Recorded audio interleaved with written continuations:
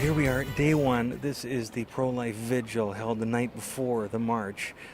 Just prior to this, beautiful mass by the papal nuncio at St. Teresa Parish. But here, 500 people have proceeded from the church all the way down to the pro-life monument. Earlier tonight, we had the opportunity to speak to the papal nuncio, and here's what he had to say.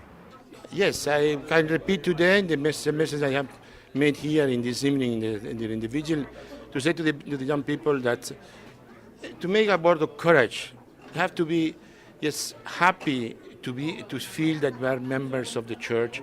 You are a disciple of Christ. Christ has called us to be as member of His body, and as I was saying, we have to remember that we are in the world, but in the same way, our reasons of act, as our reasons to live, is not the reason that the world can dictate to us, but is the way of Jesus. That is our way, our truth, the life.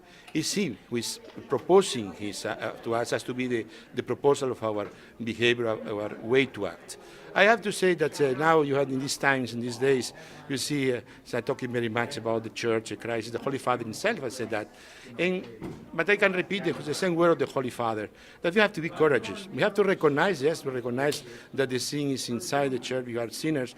But if we believe that Jesus is alive, is risen, and Jesus has said that He will remain forever with us, we cannot fear anything.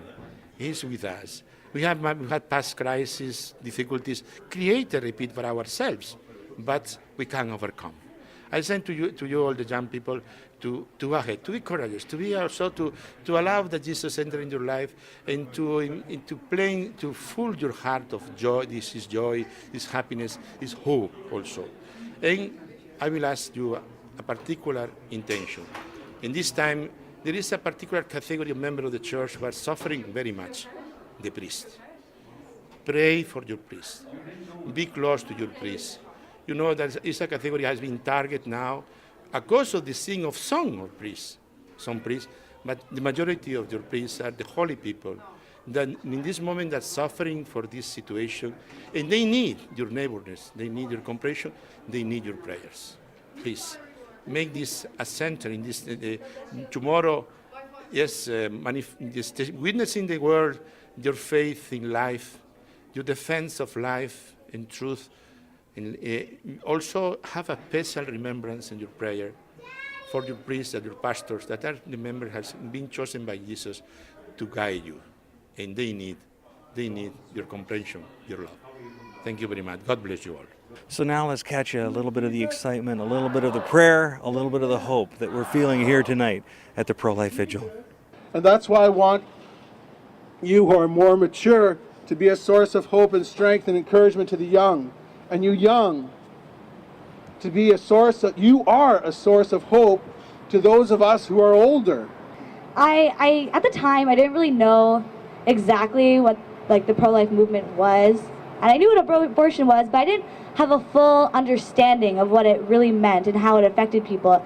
And when I was here 2 years ago at that candlelight vigil, I got to hear all the prayers and some stories, and the march just really opened my eyes and made me fully understand what was happening in our country. Like, you hear about things happening like the Holocaust or Rwanda genocide, hundreds of thousands of people died. But you don't think that it's happening in your own country. And I had no idea that it was happening. I had no idea. And when I found out, I was upset. I was angered. I guess I was really sad. And I was somewhat disgusted that I had no idea what was going on. And that so many people were just killing unborn childs, and they never had a voice. And it kind of went to heart with me. More wonderful young ladies. Where are you folks from? We're from Mississauga, Holy Name of Mary Catholic Secondary School, from Mississauga. And from Mississauga, yeah. Very good. And who do we have here? I'm Mahi. And? Crystal. I'm Jasmine. Sharmila. And what drives you to come out besides a couple of days off school? I mean, what is this all about? What does it mean to you? I think abortion is wrong, and we as young people need to take a stand. And everyone has a right to live, so. That's about as clean as it can come. What about you? Do you think we'll ever see a day when there'll be no abortion here in Canada?